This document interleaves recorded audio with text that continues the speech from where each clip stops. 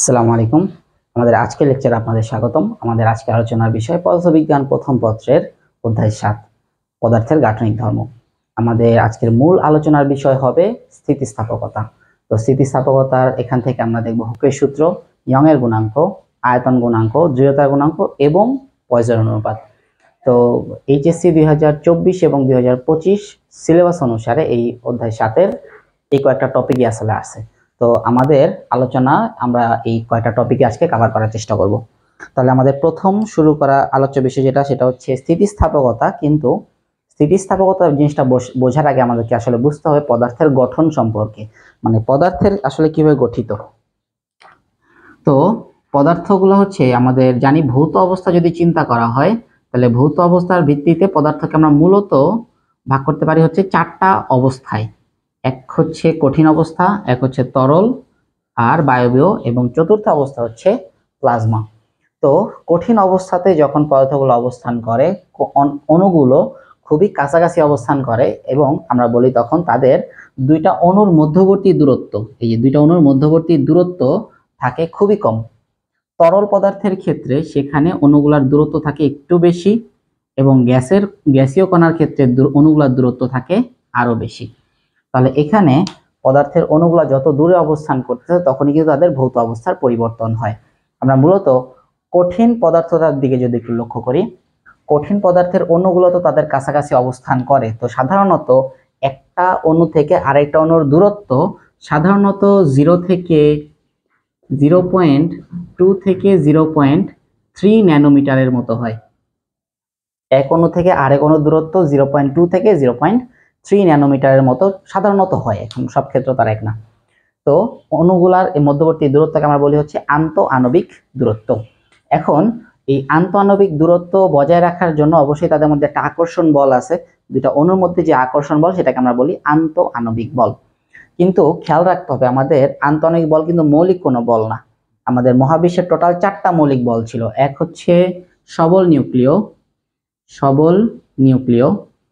দুর্বল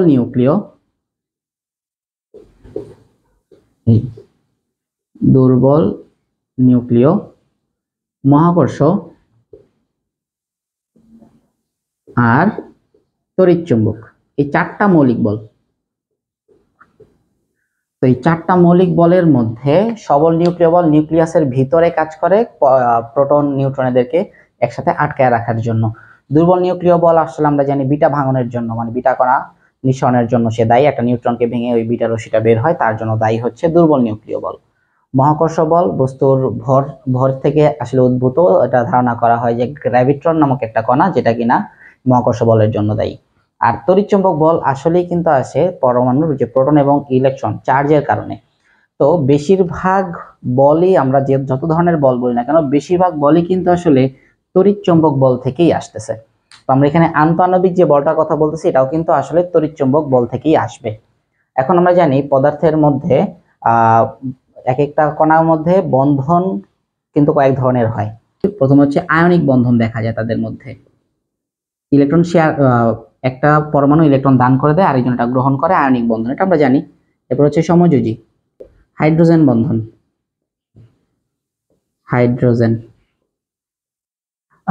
একটা দুটা পোলার যোগের দুটা পোলার অণুর মধ্যে একটা আংশিক আকর্ষণ বল তৈরি হয়ে যায়, যেমন পানির মধ্যে দেখা যায়।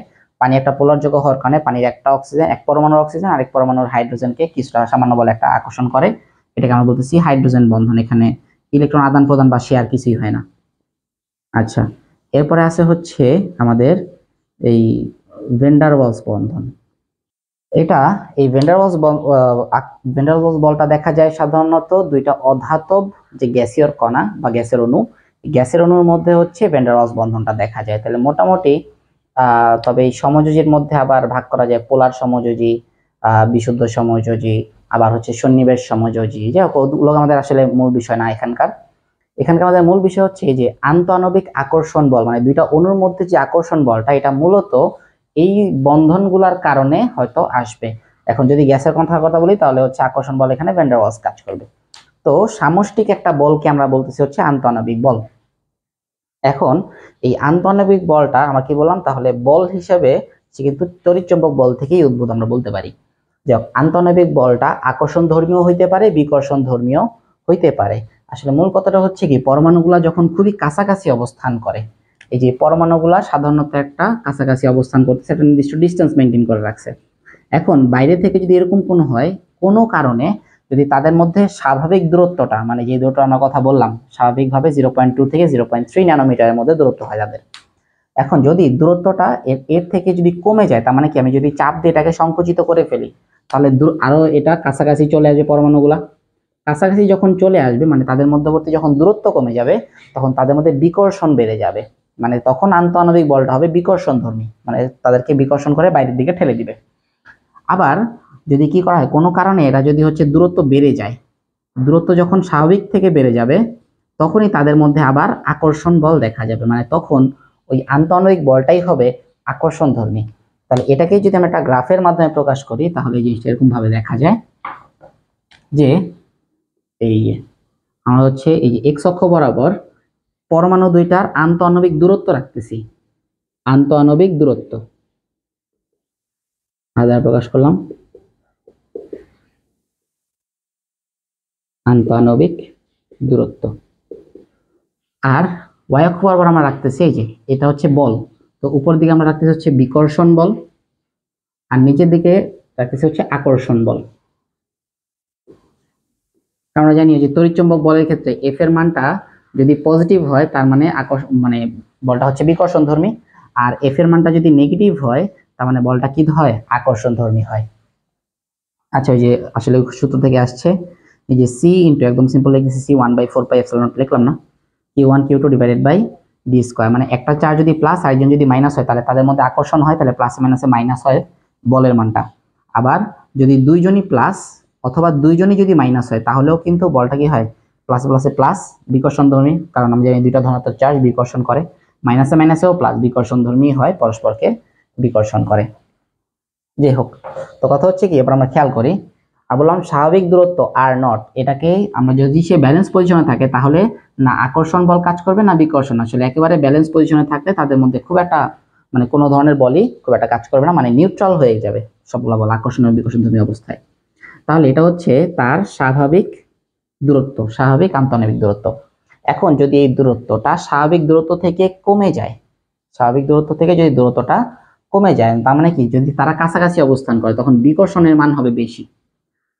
আস্তে আস্তে এই যে যখন কাছাকাছি দূরত্ব, মানে দূরত্ব যখন স্বাভাবিক থেকে কম, তখন বিকর্ষণের মান বেশি, তারা আস্তে আস্তে দূরে সরতে চাইবে, মানে পরস্পরকে বিকর্ষণ করবে। এখন যত দূরে ছড়তে থাকবে, মানে ব্যাসার্ধের মান যত বাড়বে, তত বিকর্ষণের মান কমতে থাকবে, এই যে কমতে থাকবে, কমতে কমতে একটা সময় সে কি হয়ে যাবে, যখন দূরত্বটা, তাদের মধ্যবর্তী দূরত্বটা যখন স্বাভাবিক দূরত্বে ফিরে আসবে, তখন বিকর্ষণের মানটা হয়ে যাবে 0। এখন আমি যদি দূরত্ব আরো বাড়াতে থাকি, তার মানে এই যে আরো যখন দূরত্ব বাড়বে, তখন বলটা হয়ে যাবে আকর্ষণ ধর্মী, পরস্পরকে আকর্ষণ করা শুরু করবে।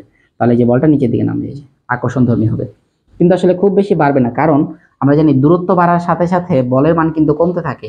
এই যে C into Q1 Q2 divided by হচ্ছে ডি স্কয়ার, যে দূরত্বের বর্গের ব্যস্তানুপাতিক। তার মানে কি, দূরত্ব যত বাড়বে বলের মানটা তত কমবে। তো কিছুটা সময় হয়তো বল বাড়বে, বাট দূরত্ব বেশি হয়ে যাওয়ার কারণে বলের মানটা আবার কমা শুরু করবে, এই যে এখান থেকে আবার কমতে থাকবে।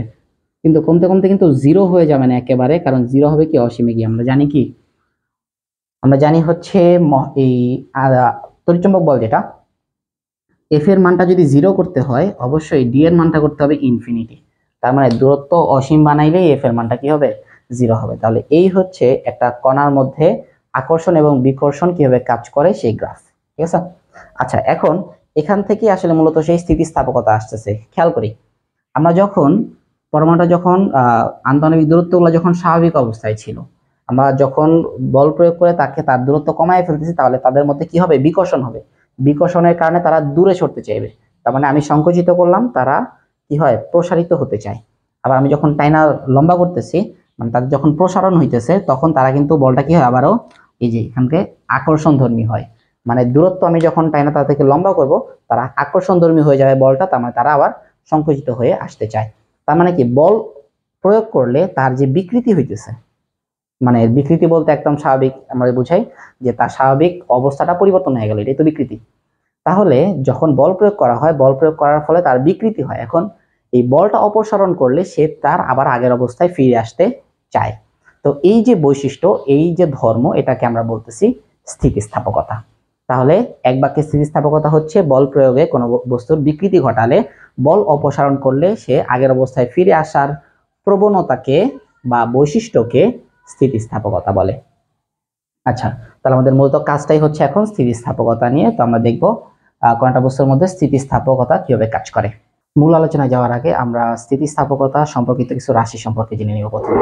তাহলে প্রথমে আমরা দেখি স্থিতিস্থাপকতা, এটাই আমরা প্রথমে দেখছিলাম যে বাহ্যিক বল যদি অপসারণ করা হয়, বস্তু যে ধর্মের কারণে তার পূর্বের অবস্থায় ফিরে আসে, ওই ধর্মটার নামই আসলে স্থিতিস্থাপকতা। আচ্ছা, পূর্ণ স্থিতিস্থাপক বস্তু কাকে বলবো? পূর্ণ স্থিতিস্থাপক বস্তু হচ্ছে কোনটা বস্তুর উপর যখন বল প্রয়োগ করা করে তার বিকৃতি ঘটানো হবে, বল অপসারণ করলে বস্তু একেবারে সম্পূর্ণরূপে তার আগের অবস্থায় ফিরে আসতে পারে, তাহলে এটাকে বলবো আমরা পূর্ণ স্থিতিস্থাপক বস্তু। আর যদি কোনটা বস্তুর উপর যত বড়ই বল প্রয়োগ করা হোক না কেন, বস্তুর যদি কোনো বিকৃতি না ঘটানো যায়, মানে বস্তুটাকে যত বড় বলই দেওয়া হোক না কেন কিন্তু বস্তুর কোনো পরিবর্তন হয় না, তাহলে সেটাকে আমরা বলবো পূর্ণ দৃঢ় বস্তু। কিন্তু আসলে বাস্তবে পূর্ণ দৃঢ় বস্তু আসলে পাওয়া যায় না, কারণ প্রত্যেকটা বস্তুটিকেই মানে একটা নির্দিষ্ট পরিমাণ বল দিলেই কিন্তু আসলে তার বিকৃতি ঘটে। কিন্তু তারপরও যদি আমরা কিছু বলতে চাই, পূর্ণ দৃঢ় বস্তু বলতে আসলে মোটামুটি কাঁচ এবং ইস্পাতকে আমরা ধরে নিতে পারি পূর্ণ দৃঢ় বস্তু হিসেবে। কারণটা হচ্ছে কাঁচকে যখন বল প্রয়োগ করা হয়, একটা নির্দিষ্ট পরিমাণ বল দেওয়ার পরে সেটা আসলে ভেঙে যায় পুরোপুরি, তো এটা বিকৃতি আসলে খুব একটা দেখা যায় না। আবার ইস্পাতের ক্ষেত্রে আমরা বলতে পারি যে এখানে আসলে অনেক বেশি পরিমাণ বল প্রয়োজন হয় তাকে বিকৃতি ঘটানোর জন্য, এই জন্য পূর্ণ দৃঢ় বস্তু তো আসলে পাওয়া যাবে না, তবে পূর্ণ দৃঢ় বস্তুর কাছাকাছি হচ্ছে কাঁচ এবং ইস্পাত বলতে পারি।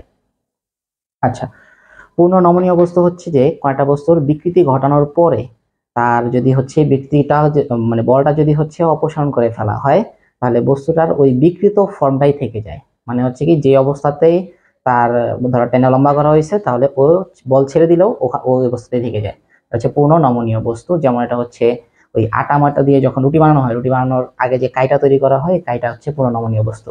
অথবা হচ্ছে এখন স্লাইম পাওয়া যায় বাজারে, বা অনেকে স্লাইম নিজেরাই তৈরি করে, স্লাইম আমরা বলতে পারি পূর্ণ নমনীয় বস্তু, কারণ বিকৃত ঘটালে ছেড়ে দিলে ওটা আবার ওই অবস্থাতেই থেকে যায়। স্থিতিস্থাপক সীমা হচ্ছে এমন পরিমাণ বল, যে পরিমাণ বল পর্যন্ত সে স্থিতিস্থাপক হয়, মানে ওই বলটাকে ক্রস করলে সে আর আগের অবস্থায় ফিরে আসতে পারে না। যেমন ধরা যাক এই যে একটা তার আছে, এখানে তারটাকে আমি হচ্ছে 10 নিউটন বলে টেনে লম্বা করলাম, আবার ছেড়ে দিলে আগের অবস্থায় ফিরে আসে। 20 নিউটন বল দিয়ে লম্বা করলাম, সে লম্বা করে ছেড়ে দিলে আবার আগের অবস্থায় ফিরে আসতে পারে। 30 নিউটন বল দিয়ে লম্বা করে ছেড়ে দিলে আবার আগের অবস্থায় ফিরে আসে। কিন্তু আমি যদি 31 নিউটন বল দেই, মানে যদি একটু বাড়াই দেই, তাহলেই কি আর সে আগের অবস্থায় ফিরে আসতে পারে না। তাহলে যে 30 নিউটন পর্যন্ত বল প্রয়োগ করার কারণে সে আবার আগের অবস্থায় ফিরে আসতে পারে বল অপসারণ করলে, তাহলে এটাকেই আমরা এই 30 নিউটনটাই হচ্ছে আমাদের সেই স্থিতিস্থাপক সীমা, মানে সর্বোচ্চ মান যার জন্য বস্তুর স্থিতিস্থাপক ধর্ম বজায় থাকে, তাকে আমরা বলবো স্থিতিস্থাপক সীমা। আচ্ছা, তাহলে এর সাথে একটা জিনিস, সেটা হচ্ছে অসহবল। অসহবল হচ্ছে সর্বনিম্ন যে বল প্রয়োগ করলে কোনো বস্তু ভেঙে যায় বা ছিঁড়ে যায়। এর আগে যে উদাহরণটা আমরা দেখছি যে 30 নিউটন বল প্রয়োগ করলেই মনে করো সে হচ্ছে আগের অবস্থায় ফিরে আসতে পারে, বাট 31 থেকে একটু মানে 30 থেকে যদি একটু বেশি করি, ধরো 30.1 যদি করি, তাহলেই সে কি হইতেছে, ভেঙে বা ছিঁড়ে যেতেছে। তাহলে সেক্ষেত্রে আমার এই 30.1 নিউটন এটাই হচ্ছে কি আমাদের অসহ বল। তবে খেয়াল রাখতে হবে আমাদের এখানে কিন্তু সর্বনিম্ন বলা হয়েছে, কারণটা হচ্ছে কি, কোনটা বস্তুকে যে 30.1 নিউটনে ছিঁড়ে যায়, সে 40 নিউটন, 50 নিউটন, 80 নিউটন, মানে উপরের দিকে যত ইচ্ছা বল দেওয়া যেতে পারে প্রত্যেকের জন্যই কিন্তু সে ছিঁড়ে যাবে। এই জন্য প্রত্যেককে তো আর অসহবল বলা যাবে না। অসহবল হচ্ছে সবচেয়ে ছোট যে বলটার জন্য সে ছিঁড়ে যায়। আর স্থিতিস্থাপক সীমার সর্বোচ্চ মান, বলের মানটাই হচ্ছে স্থিতিস্থাপক সীমা, কারণ যে 30 নিউটন পর্যন্ত সে সহ্য করতে পারে, 30-এর পর নিচে যত আছে 25, 20, 10 প্রত্যেকে কিন্তু সে সহ্য করতে পারবে, বাট ওগুলো তো আর সীমা না। সীমা হচ্ছে লাস্ট সবচেয়ে বড় যে মানটা সহ্য করতে পারে সেটা হচ্ছে স্থিতিস্থাপক সীমা, আর সবচেয়ে ছোট যে মানের জন্য সে ছিঁড়ে যায় সেটা হচ্ছে অসহ বল। আচ্ছা, এরপরে সমদিক ধর্মী বস্তু। সমদিক ধর্মী বস্তু হচ্ছে কোনটা বস্তুর যদি সব দিকে স্থিতিস্থাপকতা সমান হয়, এগুলাকে আমরা সাধারণত আসলে সুষম বস্তু বলেও চিনতে পারি। তো সুষম বস্তুগুলোর ক্ষেত্রে আসলে সাধারণত কি হয়, আমি দৈর্ঘ্য বরাবর যে ধরনের স্থিতিস্থাপক বৈশিষ্ট্য পাবো, প্রস্থ বরাবরও একই পাওয়া যাবে। এটা হচ্ছে কি সমদিক ধর্মী বস্তু। সাধারণত বেশিরভাগ বস্তুই সমদিক ধর্মী হয়। আর অসমদিক ধর্মী মানে হচ্ছে এক এক দিকে যদি তার স্থিতিস্থাপকতার ধর্মটা এক এক রকম হয়, তখন আমরা কি বলবো, অসমদিক ধর্মী বস্তু, কিন্তু মানে ব্যাপারটা হচ্ছে কিছু কিছু জিনিস দেখেছে দৈর্ঘ্য বরাবর হচ্ছে বেশি লোড বল নিতে পারে, বাট প্রস্থ বরাবর কিন্তু ওই পরিমাণ বল নিতে পারে না। ওগুলাকে আমরা বলতেছি হচ্ছে অসম দিকধর্মী বস্তু। স্থিতিস্থাপক ক্লান্তি, তো এই যে অস বলের সাথে একটু কম্পেয়ার করবো। দেখো এই স্থিতিস্থাপক সীমা বলছিলাম সর্বোচ্চ যে বল প্রয়োগ করলে তার স্থিতিস্থাপক ধর্মটা বজায় থাকে, এর থেকে বেশি দিলে আর বজায় থাকবে না, এটা হচ্ছে স্থিতিস্থাপক সীমা।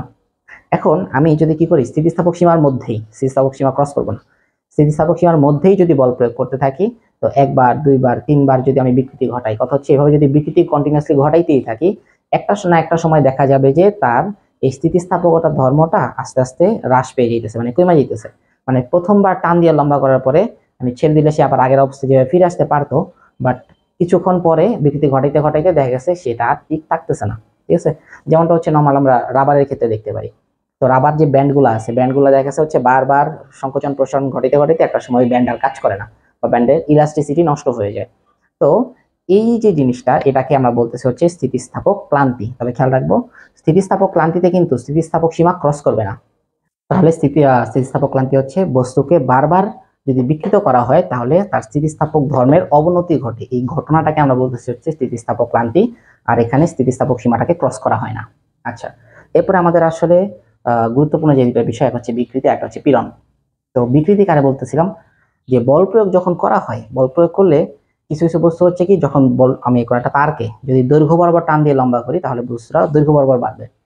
আমি যদি হচ্ছে কোনো একটা গ্যাসকে একটা পাত্রের মধ্যে বা একটা সিলিন্ডারের মধ্যে রেখে যদি চাপ প্রয়োগ করা হয় তাহলে এটা কিন্তু দৈর্ঘ্য বরাবর না, এটা হচ্ছে আয়তন কমে যাবে। আচ্ছা, এরপরে কথা হচ্ছে কোনো একটা বস্তুকে, যে বস্তুটা যদি আমি দৈর্ঘ্য বরাবর টান না দিই, আমি কি করি, পাশ থেকে যদি হচ্ছে বল প্রয়োগ করি তাহলে এই জিনিসটা বাঁকা হয়ে যায়, তাই না? তো যত বেশি বল প্রয়োগ করা হয় বাঁকার পরিমাণ তত হবে বেশি। তো কথা হচ্ছে কি, কোনো একটা বস্তুর স্বাভাবিক অবস্থা থেকে তার পরিবর্তনটা কিন্তু বিভিন্ন দিকে করা যেতে পারে। এক হচ্ছে দৈর্ঘ্য বরাবর লম্বা করা যেতে পারে, তাকে হচ্ছে এই যে এরকম বাঁকা করা যেতে পারে, অথবা আয়তন কমানো যেতে পারে। তাহলে তার যে কোনো মাত্রায়, মাত্রায় বলতে আসলে দিকে, তাহলে এই যে বাহ্যিক বল প্রয়োগ করে বস্তুর একক মাত্রায় যে পরিবর্তন আসে এটাকে আমরা কি বলতেছি, বিকৃতি। তো খেয়াল রাখতে হবে এখানে একক মাত্রায় বলার মূল কারণটাই হচ্ছে দৈর্ঘ্য বরাবর হলে দৈর্ঘ্য বিকৃতি, আয়তন যদি পরিবর্তন হয় তাহলে আয়তন বিকৃতি, আর যদি তার যদি কি হয়, তার ধারের কোন একটা অংশ বরাবর যদি বেঁকে যায় তাহলে সেই ক্ষেত্রে আমরা নেই হচ্ছে কৃন্তন বিকৃতি। ওগুলোতে আমরা আসবো। এরপর হচ্ছে পীড়ন। পীড়ন হচ্ছে ওই যে বিকৃতির জন্য দায়ী আসলে পীড়ন। তাহলে এই যে বস্তুর বিকৃতি ঘটানো হলে, আসলে বস্তুর যে বিকৃতি মানে বস্তুটা যদি স্বাভাবিক অবস্থা থেকে চেঞ্জ করা হয়, বিকৃতি যদি ঘটা হয়, তাহলে বস্তুটাকে ওই বলটা বাহ্যিক বলটা যদি অপসারণ করে তাহলে সে তার স্বাভাবিক অবস্থায় ফিরে আসার জন্য একটা বল প্রয়োগ করে। এই প্রযুক্ত বলটা একক ক্ষেত্রফলে যে পরিমাণ, এটাকে আমরা বলতেছি হচ্ছে পীড়ন। মানে একক ক্ষেত্রফলে স্বাভাবিক অবস্থায় ফিরে আসার জন্য যে বল প্রয়োগযুক্ত হয় এটাকে আসলে পীড়ন বলা হয়। ঠিক আছে, তাহলে এই দুইটা জিনিস থেকে আসলে মূলত আমাদের স্থিতিস্থাপক যে ধর্মটা, এই ধর্মগুলো নিয়ে আমরা আসলে আলোচনা করব। এই পর্যায়ে আমরা দেখব হচ্ছে হুকের সূত্র এবং পীড়ন এবং বিকৃতির লেখচিত্র আর কি। তো হুকের সূত্র হচ্ছে আমাদের এই স্থিতিস্থাপকতার জন্য একেবারে বেসিক একটা সূত্র। তো সেই বিজ্ঞানী রবার্ট হুক সে বলছিল যে যে কোনো একটা স্থিতিস্থাপক বস্তুর, অবশ্যই বস্তুটা স্থিতিস্থাপক হইতে হবে, নমনীয় বস্তুর জন্য না কিন্তু। তাহলে স্থিতিস্থাপক বস্তুর জন্য পীড়ন এবং বিকৃতি হবে পরস্পরের সমানুপাতিক হবে যতক্ষণ পর্যন্ত সে তার স্থিতিস্থাপক ধর্মটা বজায় রাখে। এই জন্য এটাই আসলে হুকের সূত্র নামে পরিচিত, যে স্থিতিস্থাপক সীমার মধ্যে পীড়ন বিকৃতির সমানুপাতিক। তাহলে যতক্ষণ পর্যন্ত বস্তুটার স্থিতিস্থাপক ধর্ম বজায় থাকতেছে ততক্ষণ পর্যন্ত যত বেশি পীড়ন হবে তত বেশি বিকৃতি হয় বস্তুটার। তাহলে এটাকে আমরা লিখতে পারি পীড়ন সমানুপাতিক বিকৃতি। আচ্ছা, এখন এই সমানুপাতিকটা ওঠানোর জন্য আমরা একটা ধ্রুবক ব্যবহার করতে পারি। তাহলে পীড়ন সমানুপাতিকের পরিবর্তে যদি সমান ইউজ করি তাহলে এখানে আসবে একটা ধ্রুবক ইনটু বিকৃতি। এই ধ্রুবকটা সমান সমান আসবে পীড়ন ভাগ বিকৃতি। এই যে ধ্রুবকটা পেলাম এটাকেই বলা হয় স্থিতিস্থাপকতার গুণাঙ্ক। তাহলে স্থিতিস্থাপক সীমার মধ্যে পীড়ন বিকৃতি সমানুপাতিক, এটা হচ্ছে হুকের সূত্র।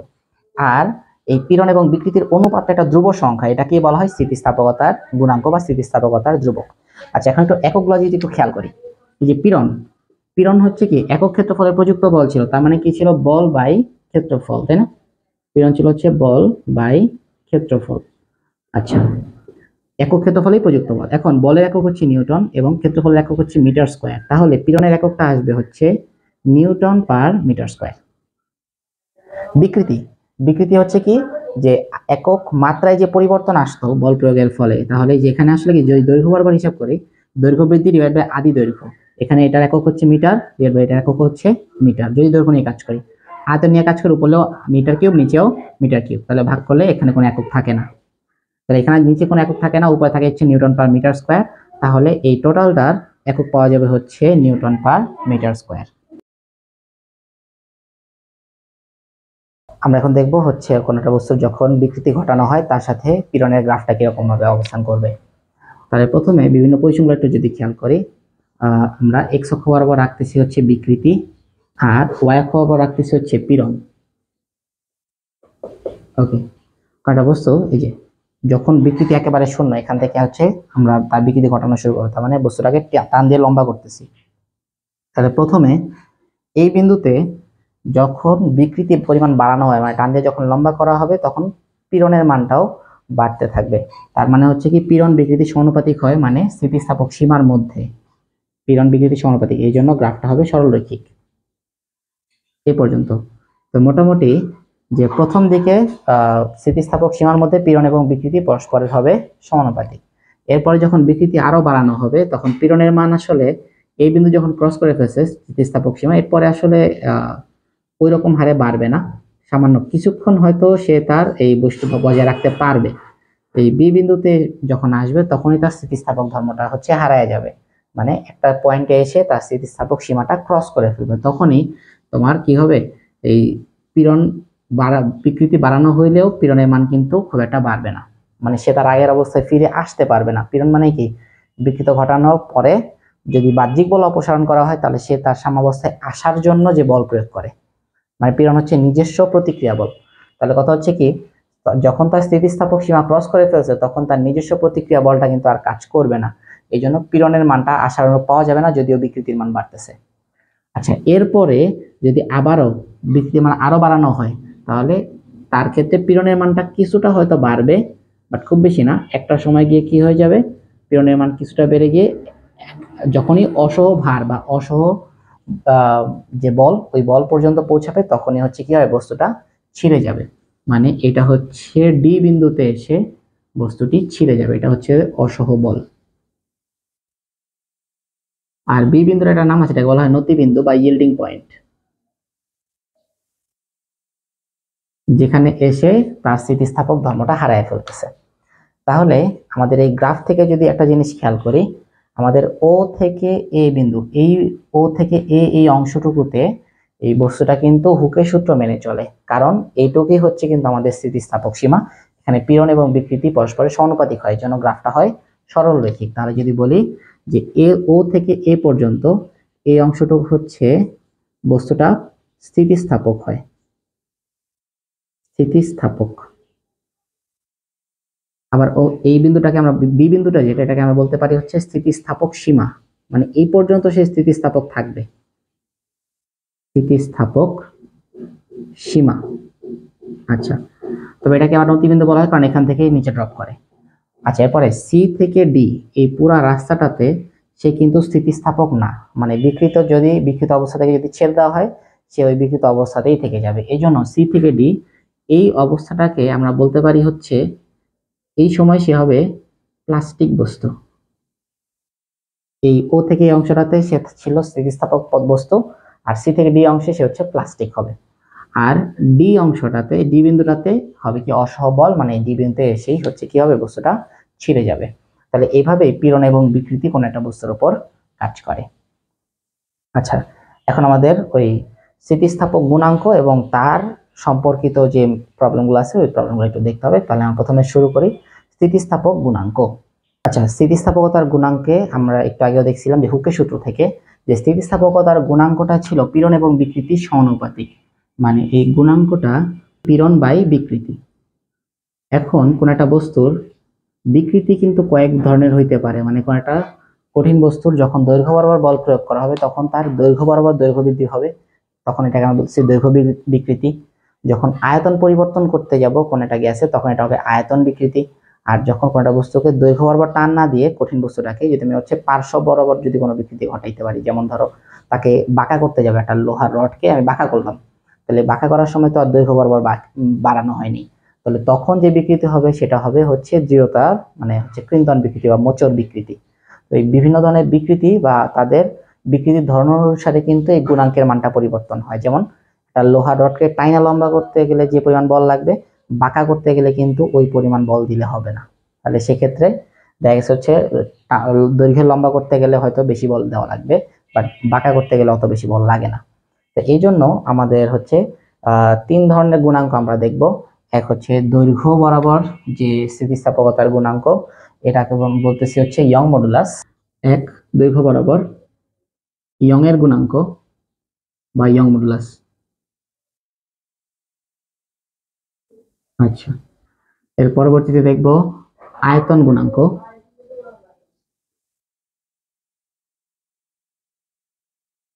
আর 3 নম্বরে দেখব দৃঢ়তার গুণাঙ্ক।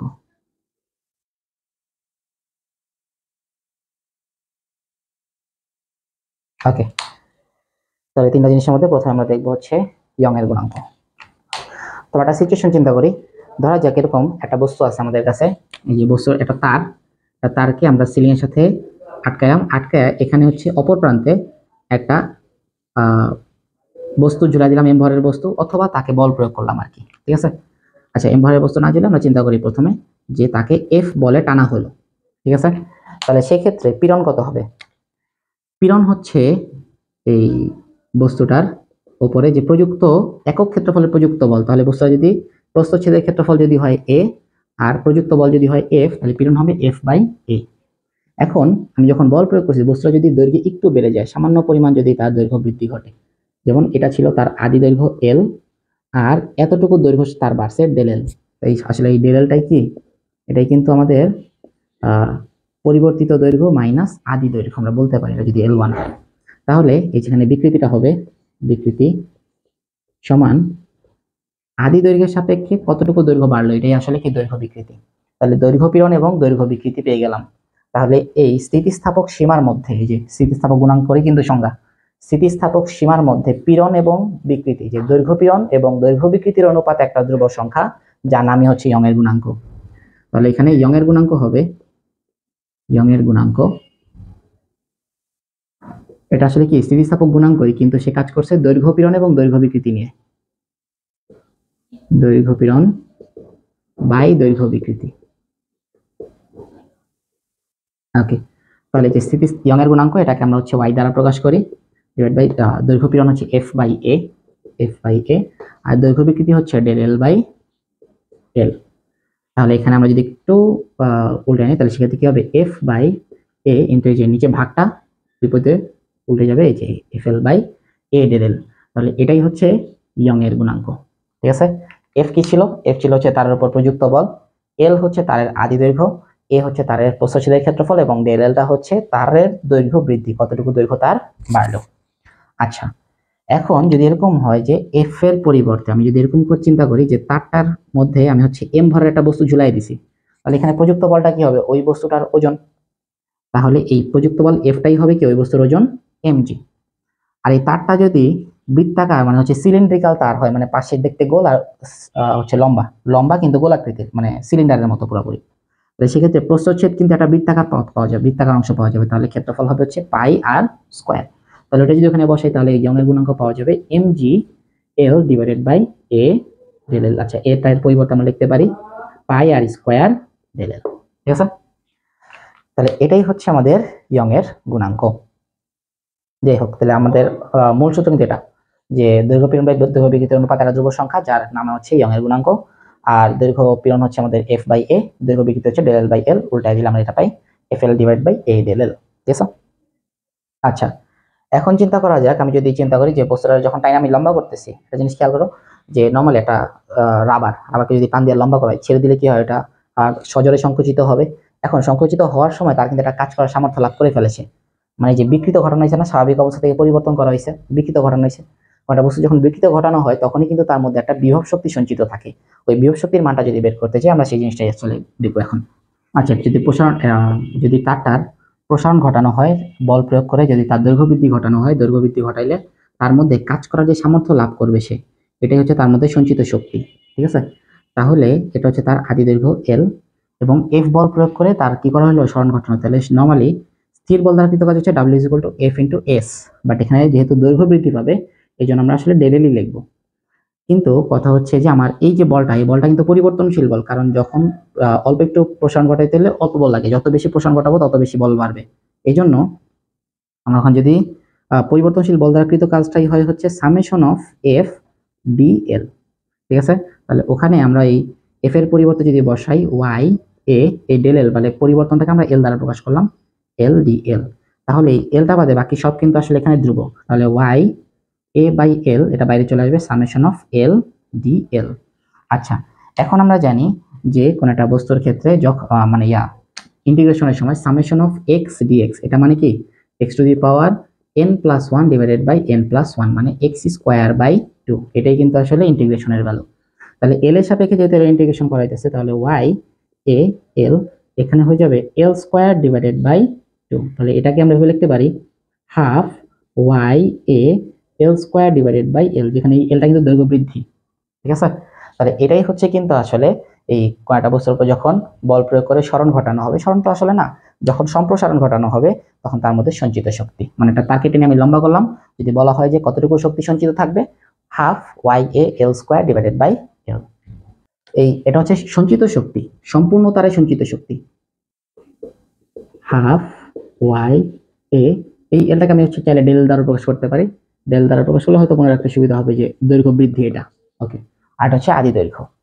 এখন আমি যদি বলি একক আয়তনে সঞ্চিত শক্তি, তার মানে কি সম্পূর্ণ তার না, কিন্তু এই তারের জাস্ট হচ্ছে একক আয়তনের মধ্যে, মানে প্রতি মিটার কিউবের মধ্যে এরকম আর কি। তাহলে একক আয়তনে সঞ্চিত শক্তি, এই সম্পূর্ণ বস্তুটাতে বা সম্পূর্ণ তারের সঞ্চিত শক্তিকে আমি যদি আয়তন দিয়ে ভাগ করি তাহলে কিন্তু পাওয়া যাবে একক আয়তনে সঞ্চিত শক্তি। তাহলে যে হাফ ইন্টু এটা কি ছিল Y A L square divided by L, এটাকে আমি ভাগ করবো আয়তন দিয়ে। এখন আয়তনকে আমরা লিখতে পারি ক্ষেত্রফল ইন্টু কি দৈর্ঘ্য। আচ্ছা, তাহলে হাফ ইন্টু এই যে এ আর এ কাটা চলে যায়, থাকবে কত Y L square divide by হচ্ছে কি এল স্কোয়ার, তাই না? আচ্ছা, এখন খেয়াল করা যাক আমাদের এই যে বলটা ছিল, এই যে Y is equal to F L divided by হচ্ছে এ ডেল এল বা এল। তাহলে সেক্ষেত্রে আমরা এখন থেকে লিখতে পারি ওয়াই বাই এই যে ওয়াই বাই এল, এই ওয়াই বাই এল এটাকে আমরা লিখতে পারি এফ বাই এ এল। ঠিক আছে, এফ বাই এ এল। তাহলে এই যে এখানে জিনিসটা যদি আমি হিসাব করি, খেয়াল করো এই যে হাফ ইন্টু এই Y divided by L into L divided by L square divided by L, এভাবে যদি লেখা হয় তাহলে খেয়াল করা যাক এই যে এখানে এল স্কোয়ারটাকে আমি লিখছি আর কি। তাহলে ওয়াই বাই এল এটাকে আমরা লিখবো এফ বাই এ এল, তাহলে half into F by A L into L square by L, এখানে একটা এল কিন্তু কাটা চলে যায়, তাহলে থাকবে হচ্ছে half into F by A into L by L. একটু খেয়াল করো এই এফ বাই এ এটাই কিন্তু ছিল আমাদের পীড়ন, আর এল বাই এল এটাই কিন্তু বিকৃতি। তাহলে এটা আমরা লিখতে পারি একক আয়তনে সঞ্চিত শক্তি হচ্ছে হাফ ইন্টু পীড়ন ইন্টু বিকৃতি। ঠিক আছে, তাহলে কথা হচ্ছে কি যদি বলে পুরা তারে সঞ্চিত শক্তি তাহলে half Y A L square by L, আর যদি বলা হয় একক আয়তনে সঞ্চিত শক্তি তাহলে হাফ ইন্টু পীড়ন ইন্টু বিকৃতি। অথবা উল্টা কাজটাও করতে পারি যে একক আয়তনে সঞ্চিত শক্তি সময় হাফ ইন্টু পীড়ন ইন্টু বিকৃতি দিব, আর সম্পূর্ণ তারে সঞ্চিত শক্তির জন্য এটা জাস্ট আয়তন দিয়ে গুণ করে দিব। ঠিক আছে, তাহলে আমরা পেয়ে যাবো সম্পূর্ণ তারে সঞ্চিত শক্তি। তাহলে ইয়ং এর গুণাঙ্ক থেকে আমাদের আসলে কয়েকটা জিনিস মাথায় রাখতে হবে। এক হচ্ছে ইয়ং এর গুণাঙ্কের সূত্রটা F L divided by A del L, এরপরে সম্পূর্ণ তারে সঞ্চিত শক্তি এবং একক আয়তনে সঞ্চিত শক্তি। ঠিক আছে, এই তিনটা জিনিস দিয়ে আমাদের আসলে মূলত ম্যাথগুলো দেখতে হবে। আর ইয়ং এর গুণাঙ্ক থেকে আসলে একটা জিনিস দেখার মানে বোঝার বিষয় যেটা হচ্ছে যে ইয়ং এর গুণাঙ্ক মিন করে যে কোনো একটা তারকে বিকৃত ঘটাইতে হলে কত বেশি বল দেওয়া লাগবে, মানে তার স্থিতিস্থাপকতার বৈশিষ্ট্য নির্দেশ করে। এখন যার ইয়ং এর গুণাঙ্কের মান বেশি তার কিন্তু স্থিতিস্থাপকতা বেশি, তার মানে এই যে তাকে বিকৃত ঘটাইতে হলে বেশি পরিমাণে বল দেওয়া লাগবে। তাহলে যদি বলা হয় যে ইয়ং এর গুণাঙ্ক দিয়ে যদি বলা হয় যে কার স্থিতিস্থাপক ধর্ম বেশি হবে বা কে বেশি স্থিতিস্থাপক, তাহলে দেখতে হবে কার ইয়ং এর গুণাঙ্কের মান বেশি। যার ইয়ং এর গুণাঙ্কের মান বেশি তার স্থিতিস্থাপকতাও বেশি। তাহলে সেই ক্ষেত্রে একটা 2 মার্কের কোশ্চেন আসে যেরকম রাবার এবং ইস্পাতের মধ্যে কার স্থিতিস্থাপক, মানে কোনটা বেশি স্থিতিস্থাপক। আপাতদৃষ্টিতে মনে হয় যে রাবারে টান দিলে বেশি লম্বা হয়, তাহলে রাবার বেশি স্থিতিস্থাপক। আসলে এটা না, যে কারে বিকৃত করতে বেশি বল লাগে সেটা আসলে স্থিতিস্থাপকতার মূল কথা। তাহলে ইস্পাতকে কিন্তু বিকৃত করতে বেশি বল লাগবে, রাবারকে বিকৃত করতে কম বল লাগে, এই জন্য ইস্পাত হবে অধিকতর স্থিতিস্থাপক। ঠিক আছে। আচ্ছা, এই সম্পর্কে আমরা ম্যাথ দেখবো, তো তার আগে আমরা বাকি গুণাঙ্কগুলো একটু দেখে আসি, আয়তন গুণাঙ্ক এবং জড়তার গুণাঙ্ক। আয়তন গুণাঙ্কটা কাজ করবে যখন কোনো একটা বস্তুর আয়তন বিকৃতি ঘটানো যায়, মানে আয়তন বরাবর যদি, মানে কোনো একটা বস্তু যদি আয়তন সংকুচিত বা প্রসারিত করা যায় আর কি। কিন্তু হচ্ছে কি যে কঠিন এবং তরল পদার্থকে আসলে খুব একটা সংকুচিত করা যায় না, তরলকে কিছুটা করা গেলেও কঠিনের ক্ষেত্রে আসলে খুবই টাফ হয়ে যাবে। তো সেক্ষেত্রে আমরা আসলে মূলত তরল এবং গ্যাসের জন্যই আসলে এই আয়তন গুণাঙ্কটা নিয়ে কাজ করব। তাহলে সেক্ষেত্রে আমরা যদি বলি যে আয়তন গুণাঙ্কটা আসলে বলতে কি বুঝবে, দেখে বলতেছে আয়তন, এবং সেটাই হচ্ছে কি স্থিতিস্থাপকতার গুণাঙ্ক। স্থিতিস্থাপকতারই একটা গুণাঙ্ক হচ্ছে কি আয়তন গুণাঙ্ক। তাহলে এই সূত্রের উপরেই কিন্তু সে কাজ করবে, পীড়ন বাই বিকৃতি। কিন্তু পার্থক্যটা হচ্ছে ইয়ং এর গুণাঙ্ক ছিল দৈর্ঘ্য পীড়ন বাই দৈর্ঘ্য বিকৃতি, এখানে হবে আয়তন পীড়ন বাই আয়তন বিকৃতি। আচ্ছা, এই আয়তন পীড়নটাকে আসলে আবার চাপ বলে। তাহলে খেয়াল করা যাক, এরকম যদি কিরকম কিছু হয় যে এরকম একটা সিলিন্ডারের ভিতরে কিছু গ্যাস আছে, এখন এটার একটা পিস্টন বসানো আছে, এই পিস্টন বরাবর চাপ প্রয়োগ করা হলো পি। আচ্ছা, এখন এই যে গুণাঙ্কটা, এই চাপ পি প্রয়োগ করার ফলে তার আয়তন ধরা যাক কিছুটা নিচে নেমে আসলে এই পিস্টনটা, তাহলে সেই ক্ষেত্রে তার কি হবে, এই যে যতটুকু এই বরাবর আয়তনটুকু পরিবর্তন হয়ে গেল, আদি আয়তন ছিল ভি আর আয়তন পরিবর্তন হলো ডেল ভি। তাহলে এখানে আয়তন গুণাঙ্কটা হবে, আয়তন গুণাঙ্ক এটা হবে হচ্ছে আয়তন পীড়ন বাই আয়তন বিকৃতি। তাহলে যদি বলা হয় যে আয়তন গুণাঙ্ক কাকে বলে, বলবো যে স্থিতিস্থাপক সীমার মধ্যে, মানে যে স্থিতিস্থাপকতার গুণাঙ্কের যে সংজ্ঞা ওটাই কিন্তু ব্যবহার করব, যে স্থিতিস্থাপক সীমার মধ্যে আয়তন পীড়ন এবং আয়তন বিকৃতির অনুপাত একটি ধ্রুব সংখ্যা, যাকে আয়তন গুণাঙ্ক বলে। তো এটাকে আমরা বিটা দ্বারা প্রকাশ করি, বা বাল্ক মডুলাস।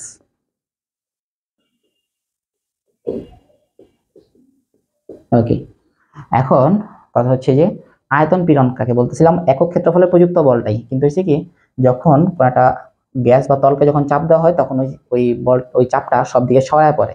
এই জন্য একক ক্ষেত্রফলে আমরা আর এখানে হিসাব করবো না, আমরা সরাসরি চাপ ব্যবহার করবো এখানে। একক ক্ষেত্রফলে প্রযুক্ত বলটাও কিন্তু আসলে চাপই বলতাম কঠিনের ক্ষেত্রে, বাট ওখানে এফ বাই এ দ্বারা প্রকাশ করছি, আর এখানে সরাসরি চাপ পি ইউজ করবো। আর আয়তন বিকৃতি হচ্ছে কি দৈর্ঘ্য বিকৃতির সময় যা দেখছি আদি দৈর্ঘ্যের সাপেক্ষে যতটুকু পরিবর্তন, আর এখানে আয়তন বিকৃতির সময় আদি আয়তনের সাথে পরিবর্তিত কতটুকু আয়তন পরিবর্তন হয়, ডেল ভি, এটুকু হচ্ছে আমাদের আয়তন বিকৃতি। তাহলে এটা যদি উল্টা যায় তাহলে আমরা আসবে হচ্ছে PV divided by del V, এটাই হচ্ছে আমাদের বাক মডুলাস বা আয়তন গুণাঙ্ক। আচ্ছা, তাহলে এটার একক কি হবে, সেম কাহিনী, আয়তনকে আয়তন দিয়ে ভাগ করলে কিন্তু মিটার কিউব কাটা চলে যায়, তাই আয়তন আসবে শুধু, মানে একক আসবে শুধুমাত্র পি থেকে। পি এর একক কিন্তু নিউটন পার মিটার স্কোয়ার, অথবা আমরা লিখবো প্যাসকেল। তাহলে বাক মডুলাস এককটা কি হবে, প্যাসকেল অথবা নিউটন পার মিটার স্কোয়ার। ঠিক আছে, তাই প্যাসকেলটা ইউজ করবো আমরা। আর একটা কথা সেটা হচ্ছে যে এই যে আয়তন গুণাঙ্কের একটা বিপরীত রাশিকে আমরা বলতেছি হচ্ছে সংনম্যতা। সংনম্যতা এটা হচ্ছে আয়তন গুণাঙ্কের বিপরীত রাশি, এটা কে দ্বারা প্রকাশ করা হয়, এটা দ্বারা আসলে বোঝা যায় কোন একটা গ্যাস যে কতটুকু সংকোচনশীল। কারো যদি কে এর মানটা বেশি হয় সেই গ্যাসটা কি হবে, অধিকতর সংকোচনশীল হয়, মানে তাকে প্রেস করে সহজেই একটা সিলিন্ডারে প্রবেশ করানো যাবে বা আটকায় রাখা যাবে। তো সেক্ষেত্রে আমাদের যদি কোন বলা যায় যে কোন গ্যাসটা বেশি সংকোচনশীল, আমরা তার সংনম্যতা দ্বারা বিচার করব। সংনম্যতা যার মান যার বেশি, সেই গ্যাসটা অধিকতর সংকোচনশীল হবে।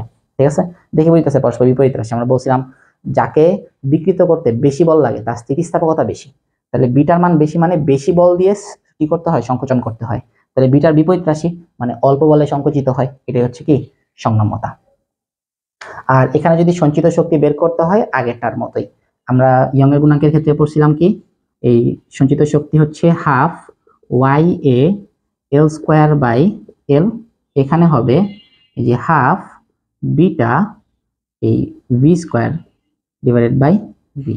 এই ভি স্কোয়ার বলতে হচ্ছে এই যে আয়তনের পরিবর্তন দ্বারা বুঝাইলাম আর কি, beta del V square divided by V.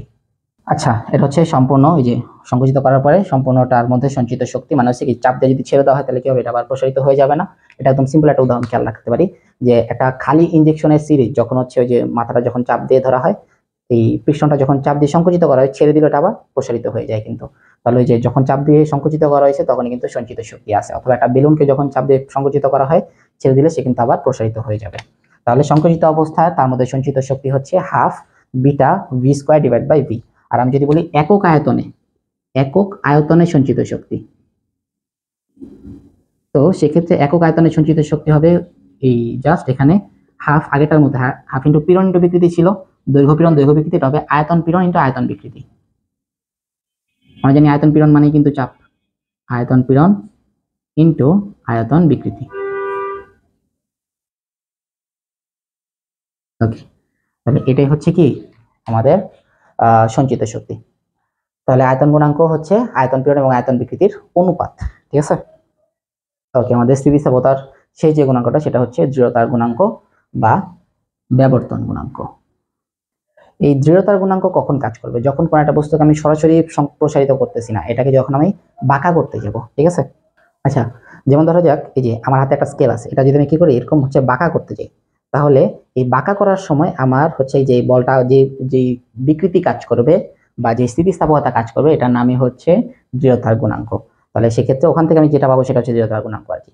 তাহলে এটা হচ্ছে কি যখন বাঁকা করতে যাবো, বাঁকা করতে গেলে আমার হচ্ছে বিকৃতি নিয়ে কাজ করতে, তখন কি হবে পীড়ন এবং বিকৃতি নিয়ে কাজ করবো। তাহলে এই জিনিসগুলো নিয়ে আমরা একটু কথা বলবো। প্রথমে দেখি দৃঢ়তার গুণাঙ্ক, তবে এর কিছু নাম আছে আরো। এই দৃঢ়তার গুণাঙ্ক একটা নাম হচ্ছে মোচড় গুণাঙ্ক। মোচড় মানে হচ্ছে কি, এটা কি করা হলো একটা অবস্থাকে হচ্ছে যে এরকম ভাবে মোচড়ায় কিন্তু তার বিকৃতি ঘটানো যায়। একটা নাম হচ্ছে কৃন্তন গুণাঙ্ক, কৃন্তন গুণাঙ্ক অথবা ব্যাবর্তন গুণাঙ্ক, ঠিক আছে। দৃঢ়তার গুণাঙ্ক, মোচড় গুণাঙ্ক, কৃন্তন গুণাঙ্ক অথবা ব্যাবর্তন গুণাঙ্ক, যাই হোক সবগুলো ওর নাম। এখন কথা হচ্ছে এই কৃন্তন গুণাঙ্কটা কি হবে, যেহেতু সে স্থিতিস্থাপক গুণাঙ্করই একটা অংশ, তাই এখানে সেম সূত্র একই, বাট এখানে হবে কৃন্তন পীড়ন কৃন্তন বিকৃতি, মানে যেই পীড়নটা তার বাঁকানোর জন্য দায়ী বা মোচড়ের জন্য দায়ী হচ্ছে কৃন্তন পীড়ন। স্থিতিস্থাপক সীমার মধ্যে কৃন্তন পীড়ন এবং কৃন্তন বিকৃতির অনুপাত একটা ধ্রুব সংখ্যা, যেটার নামে হচ্ছে কি কৃন্তন গুণাঙ্ক। এই কৃন্তন গুণাঙ্কটাকে আমরা ইটা দ্বারা প্রকাশ করি, এই লেজ লম্বা এন। আচ্ছা, কৃন্তন পীড়ন, এখন পীড়ন যেহেতু আমরা জানি পীড়ন মানে কি একক ক্ষেত্রফলে প্রযুক্ত বল, এটা ঠিকই আছে, কিন্তু কৃন্তন বিকৃতির হিসাবটা একটু খেয়াল করা লাগবে। কৃন্তন বিকৃতির হিসাব যখন আমরা করতে যাবো, ধরা যাক এই যে স্কেলটা আমি এখানে রাখছি, প্রথমে সে এই অবস্থায় ছিল, ওকে, তার আমি আগের অবস্থাটা একটু মার্ক করে রাখলাম। এখন আমি এই অবস্থা থেকে একটা প্রান্ত ধরে রাখবো, ধরে যদি আরেক প্রান্তের উপর বল প্রয়োগ করি, এক প্রান্ত কিন্তু জায়গায় আছে, আরেক প্রান্তের উপর যখন বল প্রয়োগ করছি, বল প্রয়োগ করলে কি তার নতুন একটা পজিশন চলে আসছে না, তখন ওই বরাবর আমি একটা মার্ক করে ফেললাম যে এই যে নতুন বরাবর, এই প্রথমে এই বরাবর ছিল বাঁকায়, আমি হচ্ছে এই বরাবর আনছি। তাহলে যতটুকু আগের অবস্থান থেকে সরে গেছে এখানে একটা কোণ তৈরি হয়েছে, এই কোণটাই আসলে আমার এখানে কৃন্তন বিকৃতি হিসেবে কাজ করবে। তাহলে বুঝতে পারছি কি পীড়ন তো আগের মতোই একক ক্ষেত্রফলে প্রযুক্ত বল বস্তুর, আর এই বিকৃতিটা হচ্ছে একটা অ্যাঙ্গেল থিটা, ঠিক আছে। ওকে, তাহলে এখান থেকে আমরা পাই এফ বাই এ থিটা, এটাই হচ্ছে কি আমাদের কৃন্তন গুণাঙ্ক বা কৃন্তন বিকৃতি। ওকে, তাহলে আমাদের হচ্ছে স্থিতিস্থাপকতার গুণাঙ্ক মোটামুটি এই তিনটা জিনিসই লাগবে। এছাড়া স্থিতিস্থাপকতার গুণাঙ্ক এই যে হুকের সূত্রের উপরে এই তিনটা গুণাঙ্ক আমরা পাইছি, বাট হুকের সূত্র ছাড়াও একটা গুণাঙ্ক বা একটা অনুপাত আছে যার নাম হচ্ছে পয়জনের অনুপাত। এটা একটু দেখে নিই আমরা, তাহলে আমাদের আলোচনার থিওরি টপিকটুকু আসলে শেষ হয়ে যাবে। খেয়াল রাখবো পয়জনের অনুপাত যেটা নিয়ে কথা বলবো সেটা কিন্তু হুকের সূত্রের উপরে আসলে সরাসরি নির্ভরশীল নয়।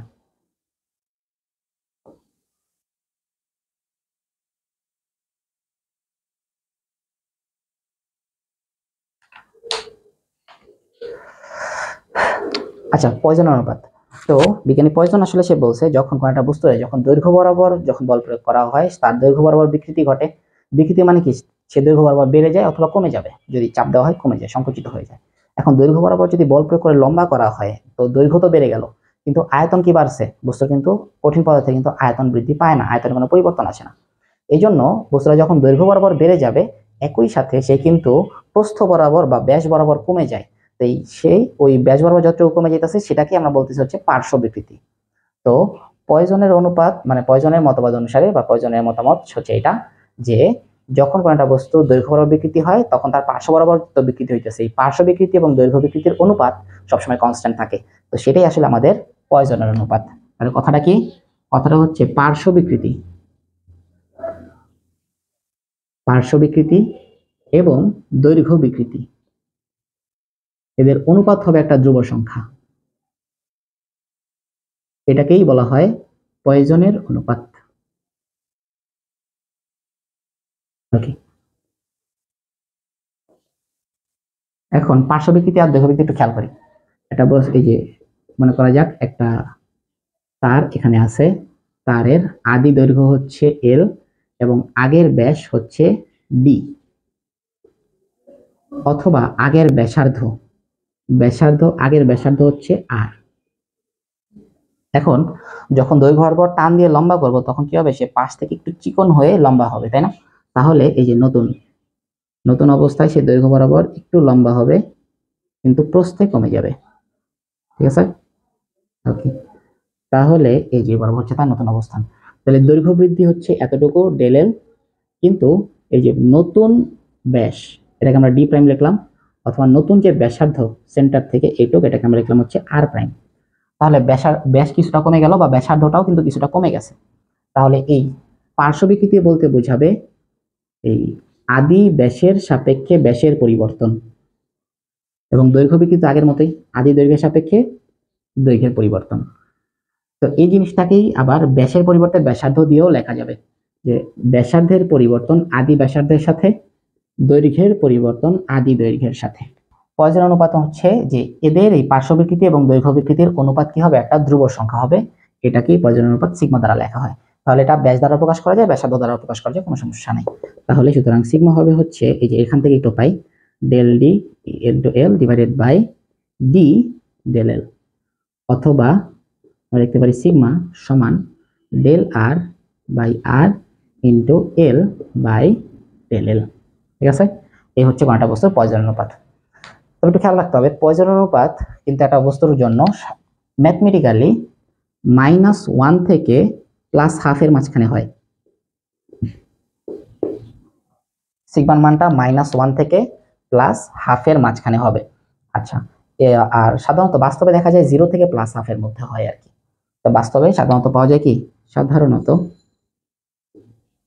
দেখা যায় 0 থেকে এটা হয় কি +12। ঠিক আছে, বাস্তবে আর কি। তবে বাস্তবে বেশিরভাগ ধাতুর বা হচ্ছে বেশিরভাগ ধাতব পদার্থেরই সিগমা হয় 0.3, মানে 0.3 এর কাছাকাছি মান থাকে সাধারণত বেশিরভাগ ধাতুরই পয়জন অনুপাতের মান। যাই হোক, তাহলে এই ছিল আমাদের পয়জন অনুপাত। তাহলে আমাদের এখানে কিন্তু টোটাল 4টা অনুপাত নিয়ে আমরা কাজ করছি, যেগুলো হচ্ছে ম্যাথ দেখতে হবে। তো আমাদের এখানে থিওরি পার্টটা ছিল এই লেকচারটা। তো আমাদের ইয়ং এর গুণাঙ্ক, পয়জনের আমাদের ইয়ং এর গুণাঙ্ক দেখছি, দৃঢ়তার গুণাঙ্ক, আয়তন গুণাঙ্ক এবং পয়জন অনুপাত, এই টোটাল 4টা অনুপাত, যার মধ্যে 3টা অনুপাত ছিল হচ্ছে হুকের সূত্রের উপরে, আর আরেকটা এই যে পয়জন অনুপাত এটা কিন্তু হুকের সূত্রের উপর প্রতিষ্ঠিত না। ঠিক আছে, তাহলে আজকের লেকচারটুকু এ পর্যন্ত। পরবর্তী অংশটাতে আমরা হচ্ছে ম্যাথমেটিক্যাল অংশটা নিয়ে কাজ করব। আজকের মতো এ পর্যন্তই। আসসালামু আলাইকুম।